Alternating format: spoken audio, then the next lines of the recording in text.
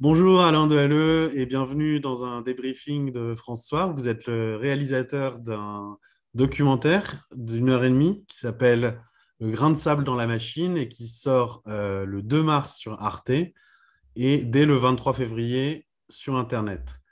Alors, pouvez-vous peut-être, pour commencer, vous présenter pour nos auditeurs qui ne vous connaîtraient pas ou seulement de nom, et puis ensuite on parlera peut-être de l'origine, la genèse de ce film.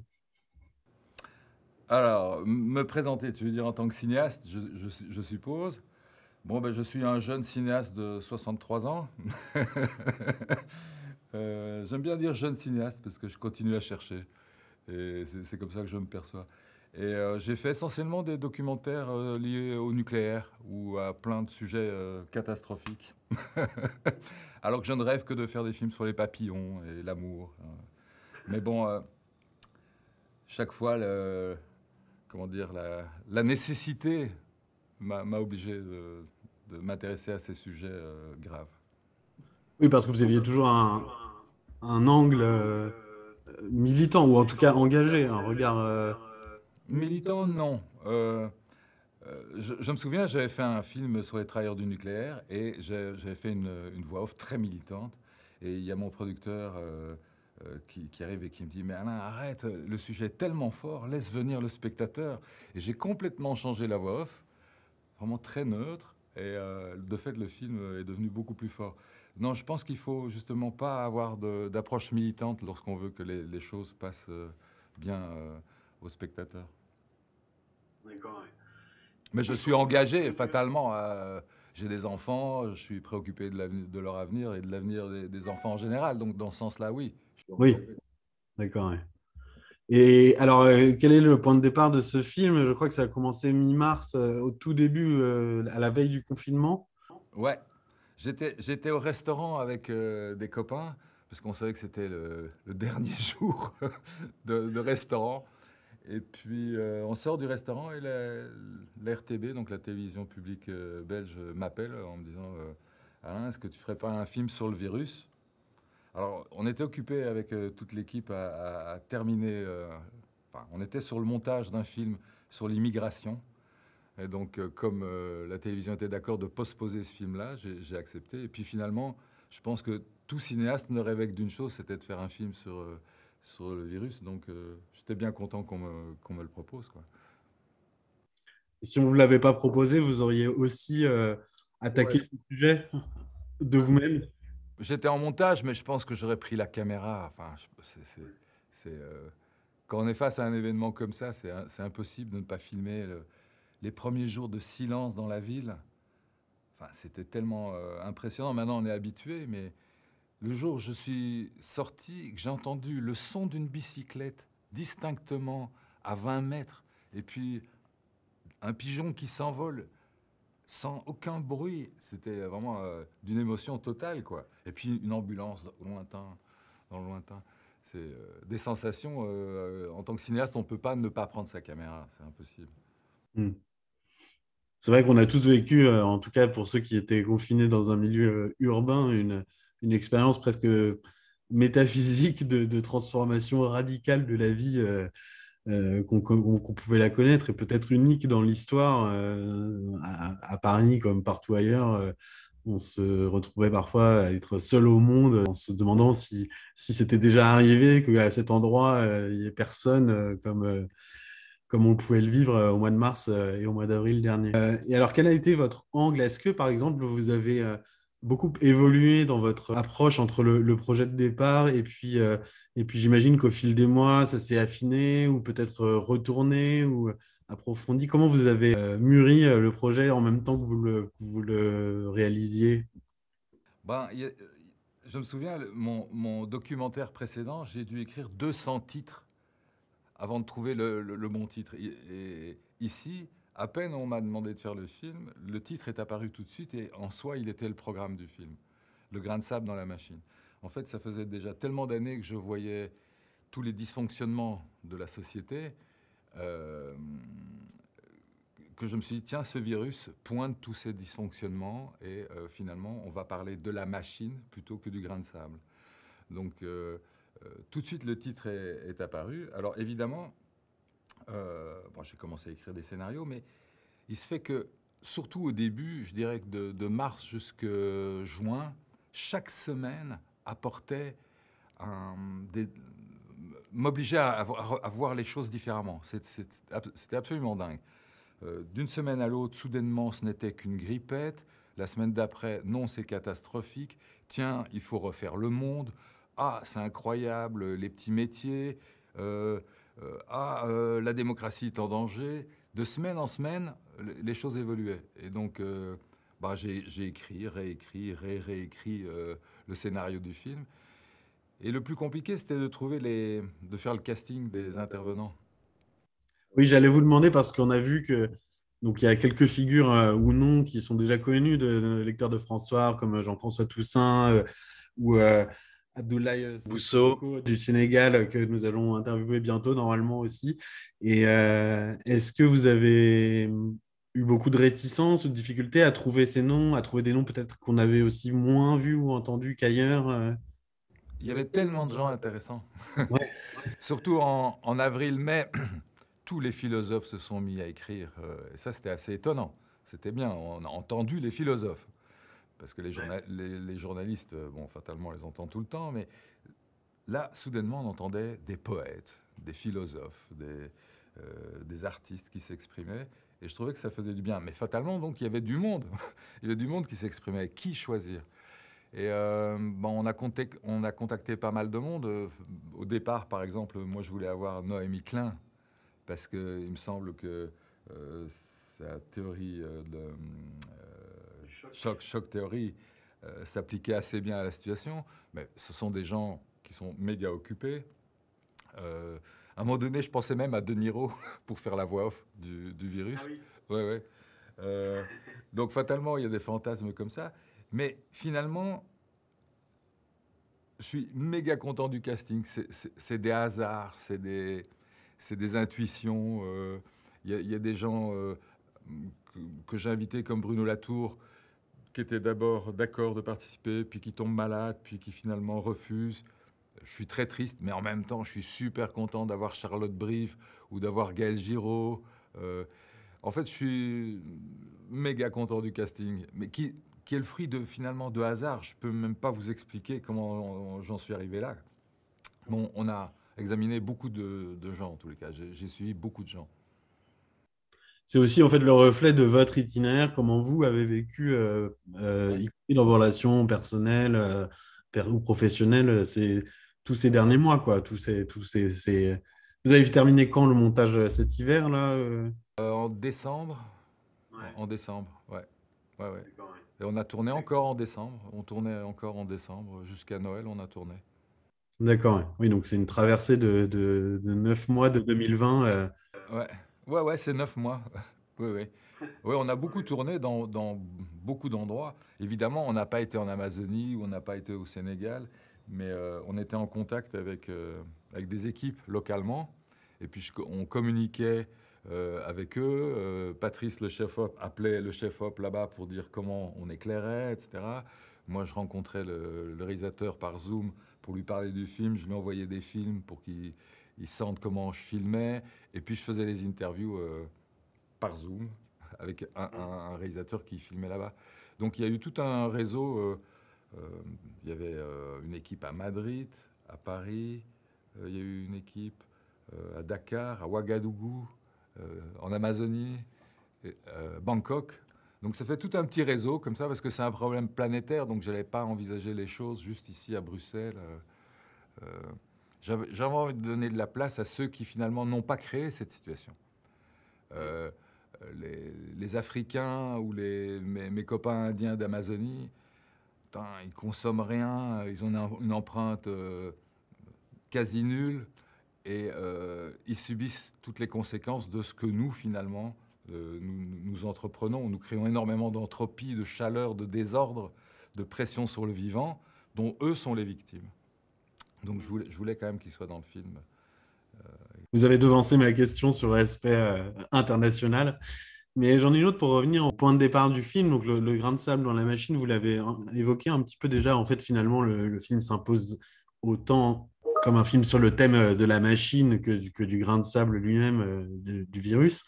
Et alors, comment vous présenteriez la particularité de s'être intéressé d'abord au virus en tant que qu'élément perturbateur qui fait disjoncter le système Ben, ce qu'il y a de tout à fait étrange, c'est très vite j'ai pigé que ce virus, c'est un code génétique, c'est un message. En fait, c'est le plus petit whistleblower ou le plus petit prophète qu'on puisse imaginer. Il pèse moins lourd en termes d'information, il pèse moins lourd qu'une photo que je vous enverrai par mail.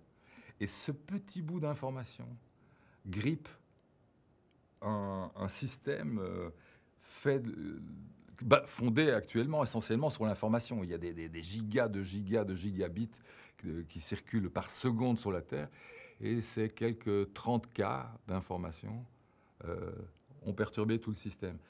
J'avais demandé à un ami de me calculer le rapport de grandeur entre le virus et l'homme pour voir le virus est à l'homme, ce que l'homme est à. Et donc il m'a calculé ça. Et quand il m'a dit le virus est à l'homme, ce que l'homme est à la planète en termes de taille, j'ai fait ah waouh, ça c'est dingue. On est, si on veut sentir ce qu'un virus sent quand il approche d'un homme, il suffit de voir ce que nous on sent par rapport à la Terre. Donc on peut déjà s'imaginer ce que ressent le virus. Et puis j'ai examiné et je me suis dit tiens, mais ce virus, il fonctionne exactement comme ce que j'appelle la machine.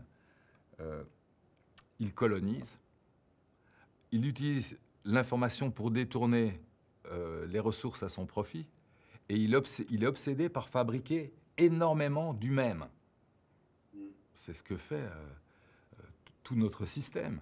Donc, à partir de là, je me suis dit, si on cherche un vaccin pour contrôler le virus, pourquoi est-ce qu'on ne cherche pas un vaccin pour contrôler la machine qui est occupée à diverger complètement aujourd'hui?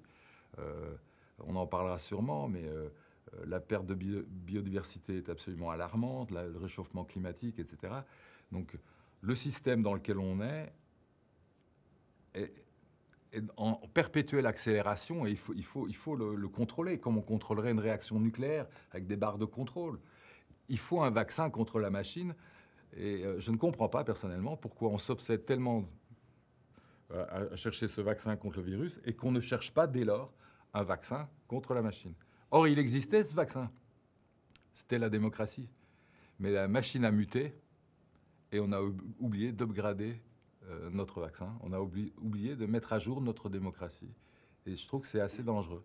Et vous, donc ce virus a été à la fois le révélateur et le catalyseur d'une débandade complète de la machine, mais contrairement à ce qu'on a espéré, annoncé peut-être précipitamment, le monde d'après tarde à accoucher et tend, on l'a beaucoup dit, à n'être qu'un raidissement du monde d'avant. Est-ce que vous, avec ce film, vous avez voulu mettre le grain de sable, ce n'est pas le virus, mais reposer à ce que vous appelez la machine, ou à ce que Sylvain Tesson, par exemple, appelle le dispositif, euh, lui renvoyer à la figure le grain de sable profond, qui était peut-être déjà antérieur d'ailleurs, de ces dysfonctionnements, etc. Est-ce que vous avez presque personnifié le virus, mais est-ce que vous vous vivez vous-même comme le grain de sable, justement, en tirant profit de cette Ah ben, pandémie? c'est sûr que j'ai utilisé le virus. Hein. Il nous utilise, je l'ai utilisé. Mais je vais revenir au début de votre question. En fait, au mois d'avril ou au mois de mai, c'est vrai que plein d'intellectuels se sont mis à rêver à un monde d'après. On était tous barrés dans une sorte d'utopie. Ah, peut-être qu'après, grâce au virus, on va pouvoir enfin changer le monde. Mais, On y a tous un peu cru. bah oui, oui. Mais arrivé en septembre-octobre, le virus a changé de camp. Le salaud, il est repassé du côté de la machine. Et il nous a divisés. Et il a rendu les pauvres encore plus pauvres. Euh, il a énormément divisé la société. Et cette division dans la société, entre les pro-masques, les anti-masques, les pro-vaccins, anti-vaccins, les Raoult, pas Raoult, les je sais pas quoi, Mais tout le monde s'engueule, tout le monde a sa croyance, on est complètement divisé. Et ça sert très très bien la machine. La machine est ravie. Et donc le virus qui nous a fait croire dans une utopie a soudainement changé de camp et maintenant travaille pour la machine. Et quand j'ai réalisé ça, ça m'a fait un gros choc.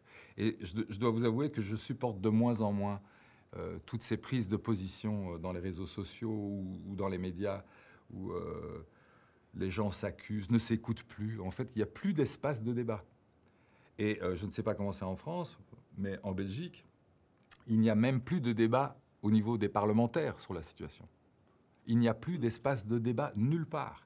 Et ça, c'est grave, parce que les problèmes que nous aurons à affronter sont tels qu'il faut d'abord se mettre d'accord, au moins, sur le fait qu'on va calmement en parler.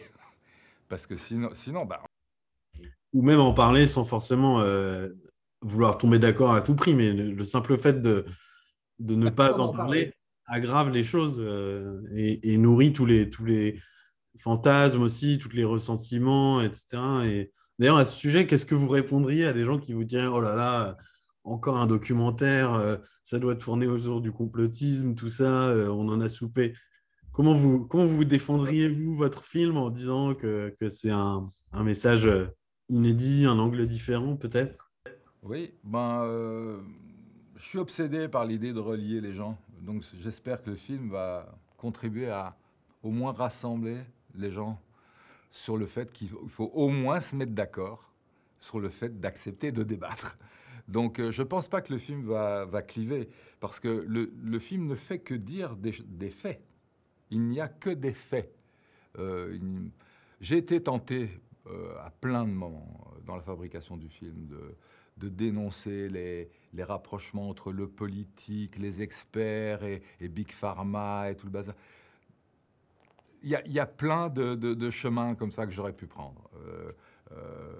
Personnellement, lorsqu'il y a eu la grippe H1N1 il y a des années, je me suis battu contre les vaccins, plutôt contre le fait qu'on nous l'impose, etc. Donc chacun, je vais en rester là d'ailleurs sur mes convictions personnelles, chacun a plein de croyances. Et pour moi, c'est comme la religion, c'est des affaires tout à fait personnelles et il n'y a pas à mettre ça sur la place publique. Et moi, j'ai essayé de plutôt aligner des faits. J'ai regardé qu'est-ce qui nous arrive là. Il y a ce proverbe, quand le sage montre la lune, le fou regarde le bout du doigt. On est tous occupés à regarder le grain de sable, alors qu'il faudrait concentrer notre énergie à regarder l'état de la machine. Parce que si un grain de sable arrive à arrêter la machine, c'est qu'elle n'est pas très fiable. Il faudrait peut-être s'interroger sur elle. Et il y a cette caricature que vous connaissez il y a la vague du virus qui est suivie par la vague de crise économique, suivie par la crise climatique, le tsunami climatique. Il nous arrive... Elle est minuscule. Alors, quand on voit comment on gère ça, et quand on voit comment cette vague suffit à nous diviser, la vague économique qui arrive, ce sera encore pire. Là, pour l'instant, ça se bat en Espagne. Dans les rues de Bruxelles, à certains endroits, les jeunes n'en peuvent plus. Les gens du spectacle n'en peuvent plus. La société est occupée à péter, là. C'est la vague sociale qui se prépare déjà, mais la vague financière et économique va accentuer encore tout ça. Et donc, comment allons-nous gérer les vrais problèmes ? Les vrais graves problèmes qui arrivent. Là, dernièrement, j'entends qu'il n'y a plus de silicium pour les puces électroniques, pour les bagnoles, et donc les constructions de bagnoles sont en perte de vitesse. Est-ce que les gens réalisent qu'on est occupé à basculer et que donc, bon, ok, oui, il faut gérer le grain de sable, évidemment qu'il faut le gérer. Mais quand on voit qu'on n'arrive déjà pas à être ensemble pour gérer ça, putain, panique, hein. Qu'est-ce qui va se passer avec les autres événements. Donc il y a urgence à demander à ce qu'on puisse parler de tout ça calmement et qu'il y ait au niveau politique des débats, parce que pour l'instant on n'écoute que les experts, et bon, il faut les écouter, mais on n'écoute que les experts. Il faut écouter quand même les jeunes, il faut écouter les artistes, il faut écouter les vieilles personnes, qu'est-ce qu'elles ont à dire. Et il faut que tous ces gens échangent et parlent de leurs problèmes, leurs demandes. Ça n'a pas lieu. Ça a lieu nulle part. Moi, je trouve que lorsque les experts se rencontrent là, pour prendre leurs décisions, il faudrait des caméras pour qu'on se rende compte de ce qu'ils disent. Et alors, on adhérera d'autant mieux à leurs conclusions si on a assisté à leur débat, où on saura pourquoi ils décident ceci ou cela. Tout ça est caché, machin. Et donc, fatalement, ça favorise le complotisme, évidemment. Et il n'y a pas de fumée sans feu. Hein. Il n'y a pas de fumée sans feu. Et juste pour préciser ça, si des gens arrivent à imaginer que quand on injecte le vaccin, il y a des puces dedans pour nous contrôler, si on arrive à l'imaginer, c'est déjà un constat de où on en est dans le monde, qu'on ait pu l'imaginer déjà. Donc que ce soit vrai ou non, c'est déjà grave qu'on puisse l'imaginer. Et donc le complotisme, il faut vraiment écouter ce que les gens disent. Même si c'est du complotisme, il faut l'écouter. Ça dit l'état Ouais. de notre On en société. revient au doigt et à la lune. Le complotisme qu'on accuse est le doigt, mais en fait, la vraie lune à regarder, c'est le terreau sur lequel il grandit et qui est lui-même très révélateur et inquiétant des fractures qui se creusent de plus en plus. Et alors justement, je voulais revenir juste sur le fait que vous voulez rassembler les gens et vous récusez toutes les récupérations un petit peu politiques à droite à gauche, puisque chacun, en Belgique, j'imagine, comme en France, chacun a profité de cette brèche géante pour avancer ses positions. Les libéraux ont dit qu'il fallait être plus libéraux, les souverainistes ont dit qu'il fallait être plus souverainistes, etc., etc. Est-ce que vous, dans votre position qui se veut peut-être en dehors des politiques aériennes, avec un regard vraiment documentariste, poétique, etc., qui n'est pas politique au sens de la petite guéguerre partisane, au fond, vous ne tombez pas dans le même travers en voulant aussi apporter votre vision, l'air de rien, sur le vivant, le rapport qu'on entretient avec lui, etc. Au fond, vous avez quand même votre vision de la machine. Bah oui, évidemment. Évidemment que j'ai ma vision. Euh, Sinon, je ne serais pas cinéaste, si je n'avais pas, si j'avais pas une vision sur le monde. Mais, et il faut avoir une vision. Ce n'est pas le problème d'avoir une vision. Le problème, c'est de ne pas pouvoir écouter la vision des autres. Dans une conversation, qui fait la conversation? Celui qui parle ou celui qui écoute? C'est celui qui écoute. Si vous n'étiez pas là pour m'écouter, il n'y aurait pas la conversation. Donc, il n'y a plus de véritable conversation, il n'y a plus de véritable débat, puisque plus personne n'écoute. Moi, je suis prêt à écouter n'importe quelle opinion. D'ailleurs, ça m'enrichit. Et quand je fais un film, qu'est-ce que je fais? J'écoute des tas de gens. Il y a des fois, je suis content aussi de pouvoir parler, que quelqu'un m'écoute.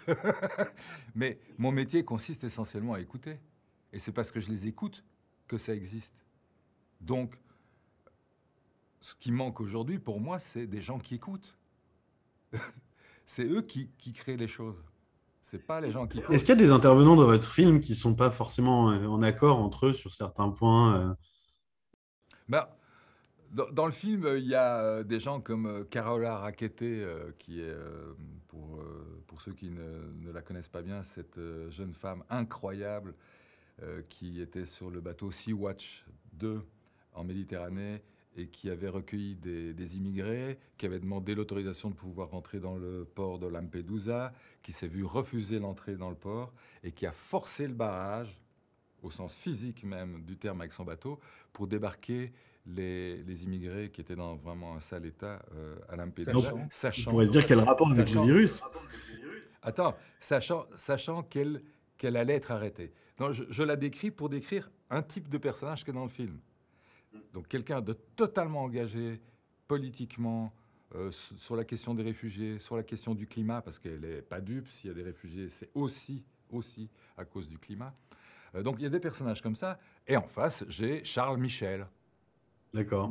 Mais, Présentez-le un peu en deux mots pour ceux qui ne le connaissent pas, peut-être. ah oui, c'est vrai, je devrais présenter Charles Michel. Charles Michel, fils de Louis Michel, politicien belge de droite, plutôt, centre-droit, qui est pour l'instant président du Conseil de l'Union européenne.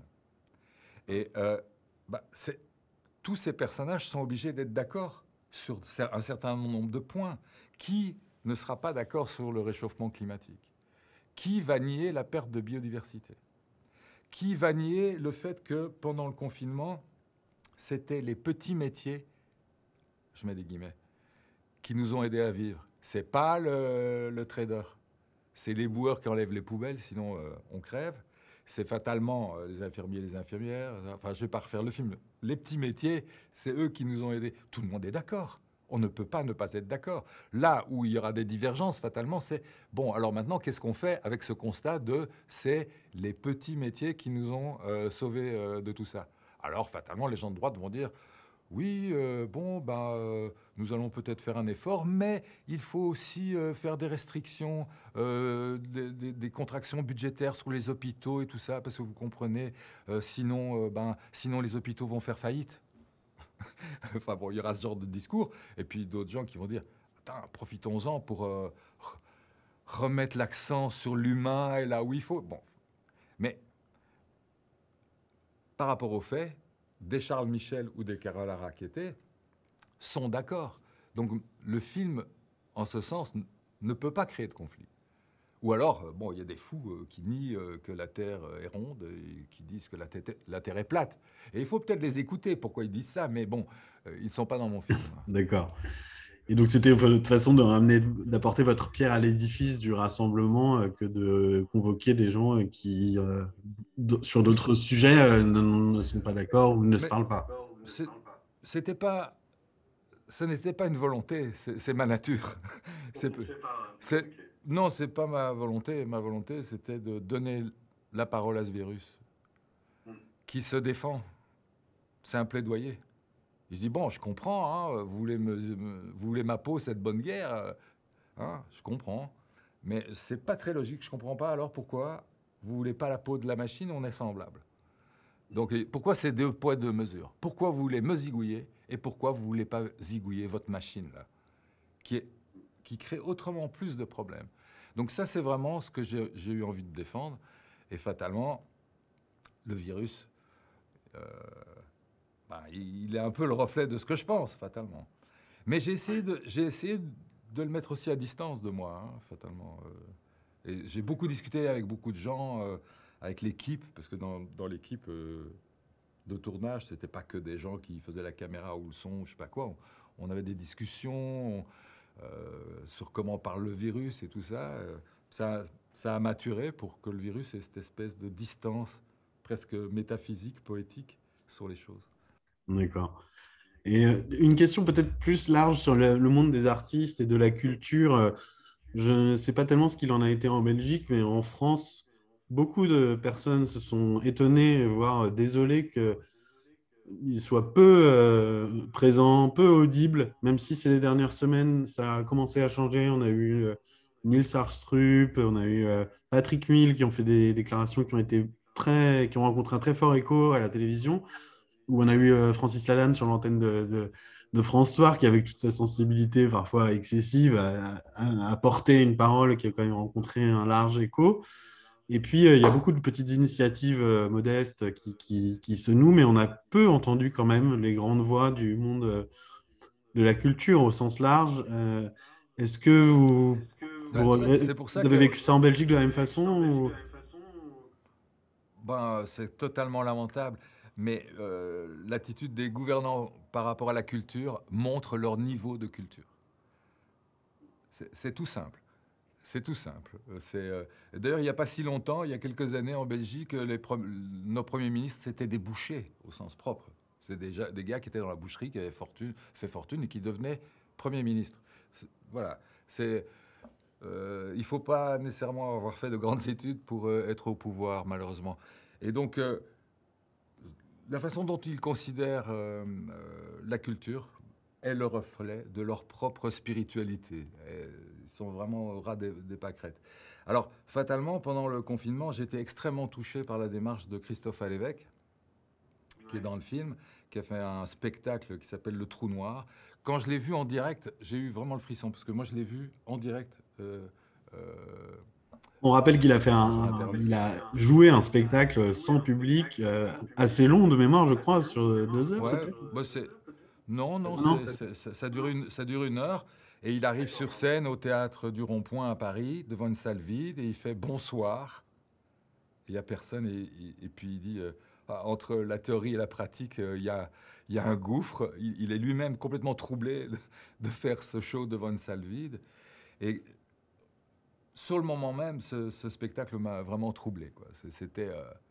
C'était surréaliste, c'était angoissant, métaphysique, il l'appelle le trou noir. Et donc j'ai tout de suite voulu l'intégrer dans le film. Parce que fatalement, étant artiste, je me sens assez proche du problème de mes collègues artistes. Et il a une bonne place dans le film, Christophe. Enfin, les artistes à travers lui. Entendu.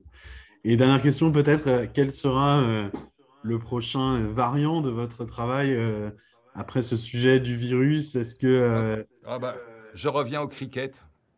Je reviens au cricket parce que donc juste avant, juste avant le film sur le virus, je faisais un film sur le cricket. C'est-à-dire, c'était une équipe de réfugiés afghans qui jouent au cricket dans le nord de la France, en plein territoire de Marine Le Pen. Et donc, on faisait un documentaire sur ça que j'ai dû interrompre à cause du film sur le virus. Et donc, je reviens au cricket. Sport totalement passionnant, d'ailleurs. oui, mais difficile d'accès. J'espère que vous saurez, Difficile j'espère d'accès. que vous saurez le Difficile rendre d'accès. accessible au plus grand nombre. Ouais, parce que les copains afghans sont tellement souriants. Ça va être un film terriblement lumineux, celui-là, plein d'espoir. Et le film sur le virus, fatalement, il est un peu sombre, même si il y a quelqu'un qui m'a dit dernièrement, Alain, j'ai regardé ton film, c'était une attachée de presse, j'ai regardé ton film, pendant tout le film, je me suis senti super angoissé, mais quand le film s'est terminé, j'ai senti une forme de paix. En fait, c'est un peu comme si le film sur le virus, là, c'est un film qui dit ce que tout le monde sait, mais qu'on ne veut pas voir en face. Et donc, le fait de le voir en face, ben, l'angoisse disparaît quelque part, parce que l'angoisse, c'est quoi? C'est quand, inconsciemment, on sait qu'il y a, en belge, on dit un stud. On sait qu'il y a un truc qui ne va pas. Il y a un stud, on dit.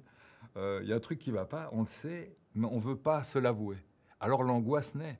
À partir du moment où on en parle, ben, l'angoisse se calme un petit Ouais, peu. une bonne Et partie du donc, chemin est fait. ouais. Donc j'espère que le film va opérer ça, que les gens vont écouter ce que le virus pointe de notre monde. Mm. Ben, en tout cas, merci. On vous souhaite d'être artisan de paix à travers votre film, comme vous le souhaitez.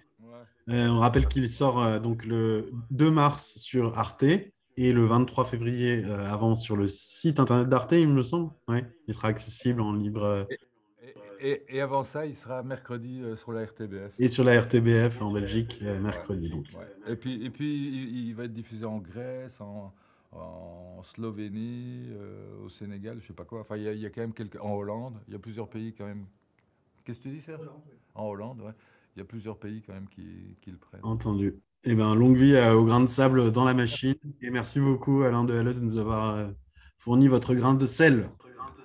Et merci d'avoir écouté et donc d'avoir créé ça, d'avoir créé la conversation finalement, en écoutant. Merci beaucoup. À bientôt.